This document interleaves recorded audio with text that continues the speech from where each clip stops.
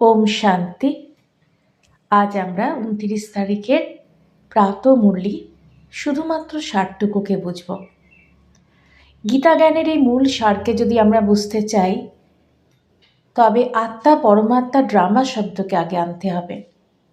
এবং সব থেকে সর্বোপরি যেটা বোঝা দরকার তা হচ্ছে ড্রামা বা নাটক। এই কারণেই বুঝতে হবে, কারণ নাটকের বাইরে আত্মা ও পরমাত্মার অস্তিত্ব। নাটকের ভেতরে ভক্তি, আর নাটককে বাইরে থেকে দেখার অভ্যেস থাকলে জ্ঞান। যেমনভাবে আমরা লৌকিক দুনিয়ায় নাটক সিনেমা দেখি, কিন্তু জড়িয়ে পড়ি কি? নাটকে আমরা অভিনেতা অভিনেত্রীদের আবেগ দেখি, তাদের দুঃখের সিন দেখি, আবার খুশির সেই মুহূর্তকেও দেখি, কিন্তু সেই জায়গায় কি নিজে ব্যতিব্যস্ত হই?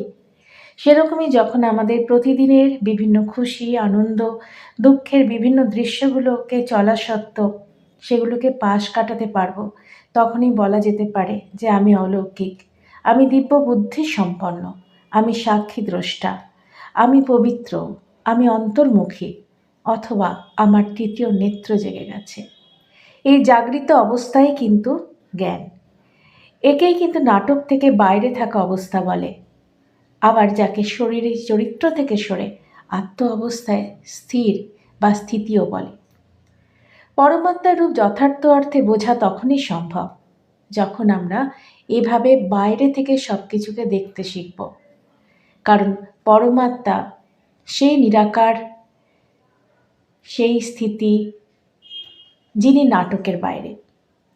বেঁচে থেকে এভাবে যখন আমরা চরিত্রে মরে যাই, তখনই মর্জি বা জন্ম বা জীবনমৃত অবস্থা বলে। এভাবে যখন মুরলি পড়ব, বুঝতে পারব মূল সত্যটি কোথায় রয়েছে, এই রহস্য বুঝতে পারব, তখন বোঝা যাবে যে কাকে রাজযোগী বলা হয়েছে। চরিত্রে থেকে মানে নাটকে থেকে এভাবে সরে যাওয়াকে জ্ঞান এবং জ্ঞানী যোগী অবস্থা বলা যায়। তাই মুরলি যখন প্রতিদিন আমরা পড়ব, পড়া মানে বোঝা, পড়া মানে দেখা, তখন এই মূল স্মৃতিকে ধরে থাকা ছাড়া বাকি বিভিন্ন বিষয়কে এক কাহিনী বা গল্প হিসেবে দেখব, তখন এই সত্যনারায়ণের কাহিনীর পরিষ্কার চিত্র আমাদের সামনে ফুটে উঠবে। পরমাত্মা দুঃখহর্তা ও সুখকর্তা, এ কারণেই তিনি ড্রামা বা নাটকের বাইরে। এবং জ্ঞান বা বোধ এলে মনে আটকে থাকা মানুষও ঠিক পরমাত্মা সম অবস্থাতে। দেহভাব, শরীরী ভাব, এই শব্দের অর্থ তখনই বোঝা সম্ভব নাম রূপের মধ্যে আটকে থাকা চরিত্র থেকে কেউ যখন বাইরে যায়। এই জন্যই নাটককে বোঝা অত্যন্ত জরুরি, তবেই সত্যের দিকে যাত্রা শুরু হতে পারে। চরিত্রে বসে না সত্যকে জানা যায়, না এগোনো যায়। সত্য এক, চরিত্র অনেক। আজও পর্যন্ত এই জ্ঞানের যাত্রা কম বেশি সকলে চরিত্রে বসেই করে চলেছেন। কিন্তু চরিত্রকে সংশোধন করা তখনই সম্ভব যখন সত্যের স্মৃতি আসে। তখনই নিরাকার দুনিয়া কি, সাইলেন্স দুনিয়া কি আপনার কাছে স্পষ্ট হতে পারে।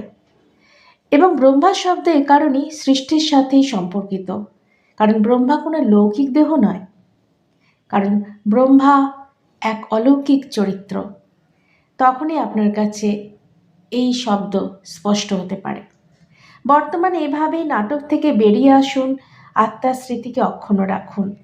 অমর অজর অবিনাশী শব্দটি তখনই মূল্যবান হবে। তবেই তো অব্যক্ত মাস পালন, তবেই তো বন্ধনমুক্ত জীবন, তবেই তো জীবনমুক্ত স্থিতি।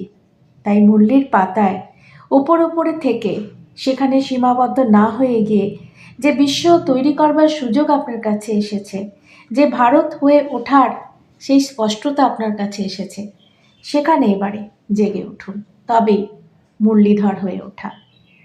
ওম শান্তি।